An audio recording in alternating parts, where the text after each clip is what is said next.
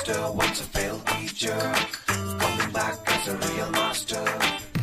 Episode 7. Buttler Mahmood ஆக்ரோஷமாக கத்திக் கொண்டு நின்றான். என்ன சொல்ற? நான் எதுவும் பண்ணலையே. இங்க இருக்கிற மோனாவே எந்த கம்ப்ளைண்ட்டும் சொல்லாம இருக்கும்போது நீ ஏன் இவ்வளவு டென்ஷன் ஆகுற என ஜீவா பொறுமையாக கேட்டான். பட்லர் மமூத் கோபத்திற்கு காரணம் ரெக்கார்டிங் படிகம் உடைந்திருந்ததுதான். இங்க நடந்த ஏதோ ஒன்று தடயமில்லாமல் அழிக்கப்பட்டிருக்கலாம் என சந்தேகமடைந்தான் மமூத். ஆனால் மோனாவே தன் அந்தரங்க பிரச்சனையை அழித்திருந்தாள் என மமூதிற்கு தெரியவில்லை. அதே நேரம் இதை மோனாவும் சொல்ல துணியவில்லை. உன்னை பத்தி கேள்விப்பட்டிருக்க, நீ பொண்ணுங்க கிட்ட தப்பா நடந்துக்கிற ஆளாமே. இந்த படிகம் வேற உடைஞ்சிருக்கு, என்ன நடந்துச்சுன்னு உண்மையா சொல்லு என மமூத் மீண்டும் அதட்டலாக கேட்டான். Mahmood, stop it. ஏன் இப்படி பிஹேவ் பண்ற? நீ என் பேச்ச கேட்கலனா உன்னை இந்த ஸ்கூல் பக்கமே கூட்டிட்டு வரமாட்டேன். ஒரு மாஸ்டர் கிட்ட இப்படிதான் பேசுவியா நீ? போ இங்கிருந்து என மோனா கோபமாக சொல்ல மமூத் தலை குனிந்து அமைதியாக நின்றான். சார், இவர் பேசினத மனசுல வச்சுக்காதீங்க என மோனா ஜீவாவை பார்த்து கெஞ்சியபடி கூற என தலையசைத்தான் ஜீவா. இந்த இடத்தில் மோனாவால் மேலும் விளக்கமாக பேச முடியவில்லை. தன் பிரச்சனைகளை பற்றி வாய் திறக்காமல் சமாளித்து மமூதை அடக்கினாள். சரி, டைம் ஆச்சு, நான் நாளைக்கு கிளாஸ் கண்டினியூ பண்றேன், இப்ப கிளம்பலாம் வா என மமூதிடம் சொல்லிக்கொண்டு ஜீவாவை பார்த்து புன்னகையுடன் தலையசைத்து வெளியே சென்றாள் மோனா. மமூத் ஜீவாவை ஏற இறங்க ஒரு முறை பார்த்துவிட்டு அந்த இடத்திலிருந்து வெளியேறினான். இந்த ஜீவா சாகிறதுக்கு முன்னாடி எல்லா வேலையும் பண்ணி அசிங்கப்பட்டிருக்கான் போல. ஒவ்வொருத்தரா வந்து புதுசு புதுசா சொல்றாங்களே, இன்னும் என்னென்னலாம் இருக்கோ யாருக்கு தெரியும் என முணுமுணுத்துக் கொண்டு மேஜையில் அமர்ந்தான் ஜீவாவின் உடலில் இருக்கும் ரித்விக். இன்னும் இருக்கும் நேரத்தை வைத்து மேலும் சில ஸ்டூடெண்ட்டுகளை சேர்க்கலாமா என ஜீவா யோசித்துக் கொண்டிருந்தான். மேஜிக் ஸ்கூல் புரொஃபசர்களுக்கு பல தகுதி நிலைகள் இருந்தது. மாணவர்களின் திறமை அடிப்படையில் ஆசிரியர்களின் மதிப்பீடு, அவர்களிடம் உள்ள மாணவர்களின் எண்ணிக்கை, மாணவர்களின் வேகம், அனைத்து வகையான முடிவிலும் அவர்கள் பெறும் மதிப்பெண் என அனைத்தும் கண்காணிக்கப்படும். புரொஃபசர்களுக்கு கிடைக்கும் சன்மானமும் இதை பொறுத்து மாறுபடும். இப்போது ஜீவா 3 மாணவர்களை மட்டுமே தன்னுடன் சேர்த்திருந்தான். இப்போது புரொஃபசர் என்ற தகுதி ஜீவாவுக்கு வந்துவிட்டாலும் இன்னும் சில மாணவர்களை சேர்க்க வேண்டும் என்று எண்ணினான். அதே நேரம் உணவருந்தும் இடம் அருகே ரத்தோர் சாரும் சிபி சாரும் மட்டும்தான் உன்னை ரிஜெக்ட் பண்ணிருக்காங்க. இன்னும் இங்க ப்ரொஃபசர்ஸ் இருக்காங்க, நீ ஃபீல் பண்ணாதடா அஜய் என இந்த நேரத்தில் பள்ளியின் நடைபாதையில் ஒரு மாணவன் இன்னொருவனை சமாதானம் செய்ய முயன்றான். சுரேஷ், உன்னை செலக்ட் பண்ணிட்டாங்க, உனக்கு ரிஜெக்ட் ஆனா எவ்வளவு வருத்தம் இருக்கும்னு தெரியாது என அஜய் முகம் சுழித்துக் கொண்டு கூறினான். விட்ரா, இன்னும் பெஸ்ட் ப்ரொஃபசர்ஸ் இந்த ஸ்கூல்ல இருக்காங்க, அவங்க கிட்ட கண்டிப்பா நீ செலக்ட் ஆவ என மீண்டும் தோளை தட்டி கூறினான் சுரேஷ். நீ என்ன சொல்லி சமாதானப்படுத்தினாலும் என்னால அதை ஏத்துக்க முடியல. நம்ம சின்ன வயசுல இருந்தே ஈட்டியை வச்சு பிராக்டிஸ் பண்ணிருக்கோம். ஈட்டி நம்ம உடலோட ஒரு பார்ட் மாதிரி மாறிடுச்சு. அந்த ஈட்டியை இனி நாம அவாய்ட் பண்ண முடியாது. இந்த ஸ்கூல்லயே ஈட்டி கலையில பெஸ்ட் சிபி சார் தான். நீ அவர்கிட்ட செலக்ட் ஆயிட்ட, நான் ரிஜெக்ட் ஆயிட்டேன். இப்ப நான் என்ன பண்றது என கோபமாக கேட்டான் அஜய். எனக்கு புரியுது அஜய், ஆனா இதை நினைச்சு ஃபீல் பண்ணிக்கிட்டு இருந்தா என்ன யூஸ்? நம்ம ஸ்கூல்ல ஒவ்வொரு ப்ரொஃபசருக்கும் ஒவ்வொரு மாதிரி டேலண்ட். ஒருத்தர் கத்தி வீசுறதுல கிரேட்னா சிபி சார் ஈட்டில பெஸ்ட். அது மாதிரி ஈட்டில வேற யாராவது பெஸ்டா இருக்காங்களான்னு தேடி பார்க்கலாம். அதோ அங்க இருக்கிற கிளாஸ் ரூம்ல இருந்து ஸ்டார்ட் பண்ணலாம் வா என கையை பிடித்து இழுத்தான் சுரேஷ். நான் வரல, என்ன விடுறா, எனக்கு மனசு சரியில்லை என கையை தட்டி விட்டான் அஜய்.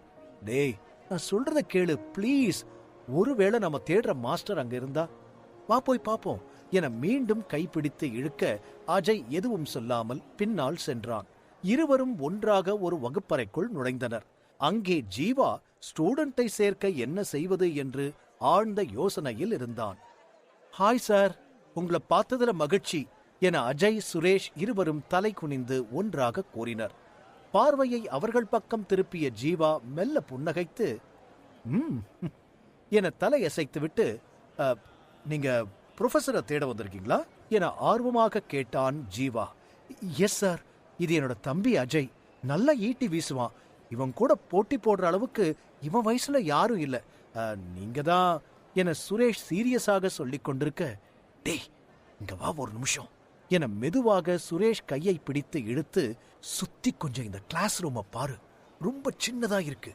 இந்த ஸ்கூலை பொறுத்தவரை ப்ரொஃபஸரோட தகுதிக்கு தகுந்த கிளாஸ் ரூம் இருக்கும். சிபிசா ரூம் ஒரு பிளே கிரவுண்ட் மாதிரி இருக்கும்.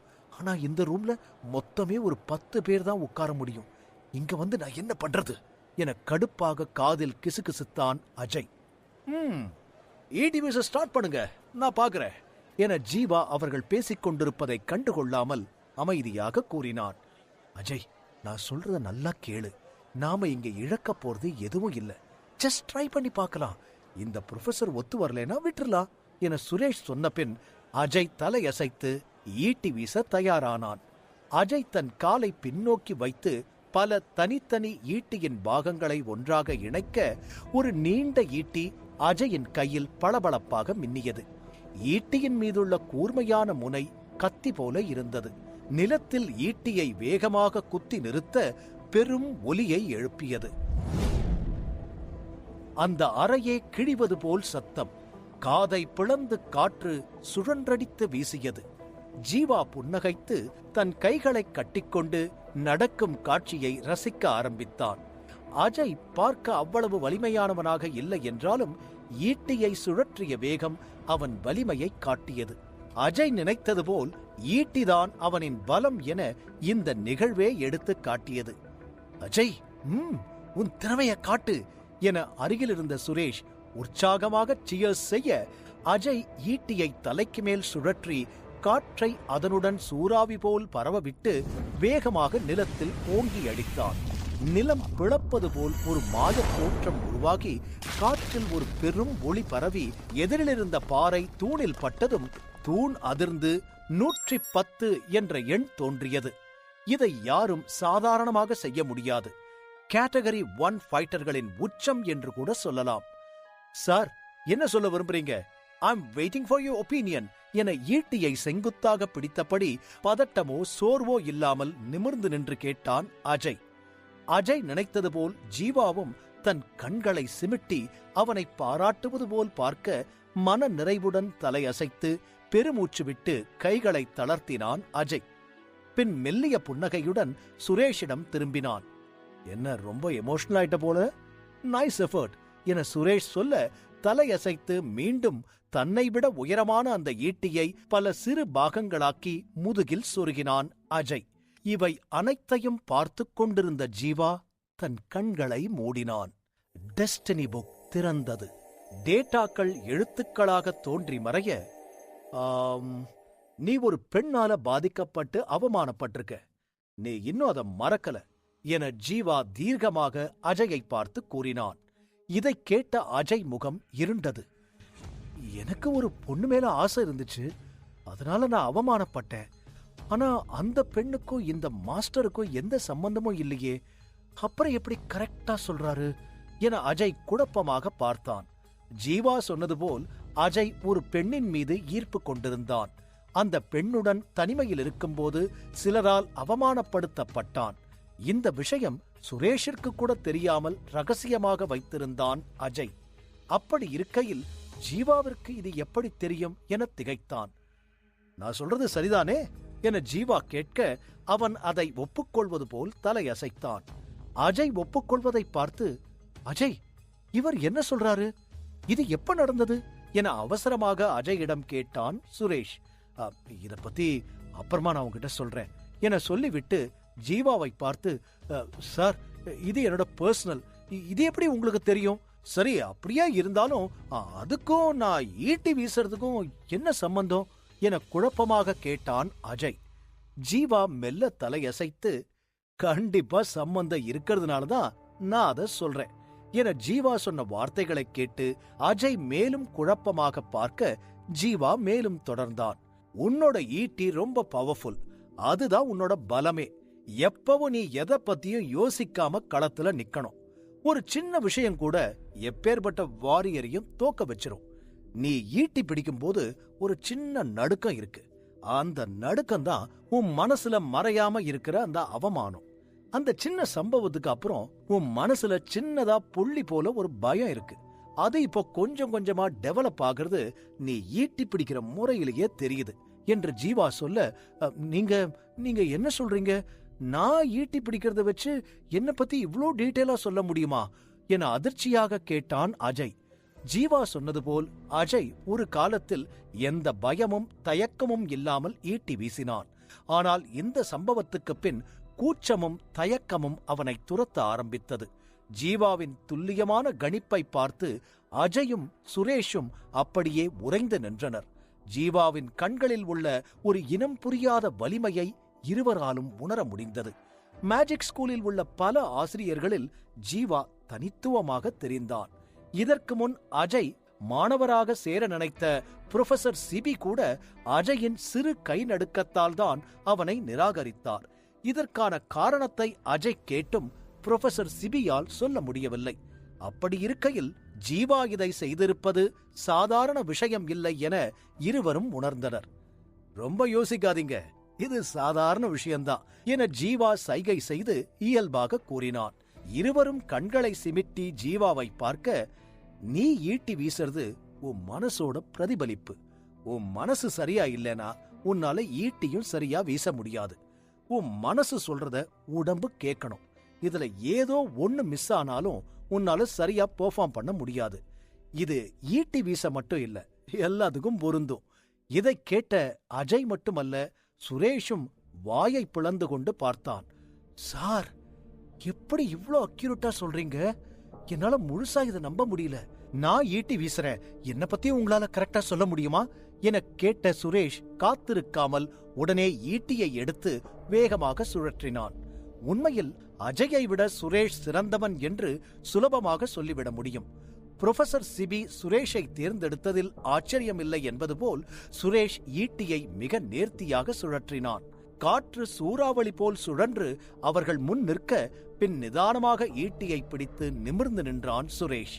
அவன் ஈட்டியை சுழற்றிய போது நீர் கூட உள்ளே நுழையாதபடி அதன் வலிமை இருந்தது.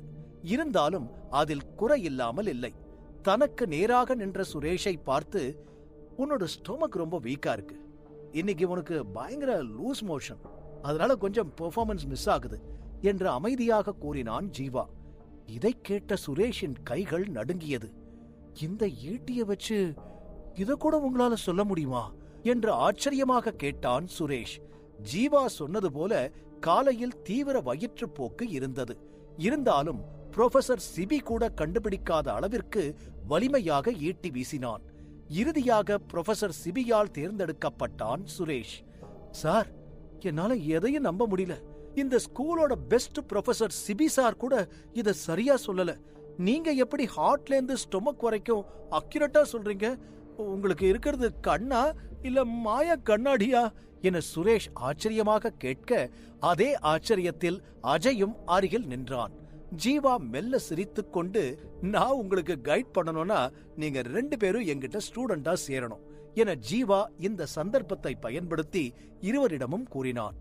இந்த வார்த்தையை கேட்ட அஜய் சற்றும் யோசிக்காமல் தரையில் மண்டியிட்டு, சார், நான் இப்ப இருந்து உங்க ஸ்டூடெண்ட் என நெஞ்சில் கை வைத்து உறுதியாக கூறினான். ஜீவாவால் ஈர்க்கப்பட்ட அஜய் சில கணிப்புகளுக்கு பின் கண்ணை மூடிக்கொண்டு கிணற்றில் குதிப்பது போல ஜீவா முன் மண்டியிட்டு நின்றான்.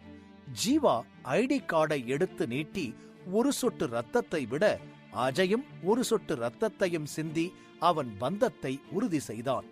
அஜய் கண்கள் ஒரு புது நம்பிக்கையில் மிளிர்ந்தது.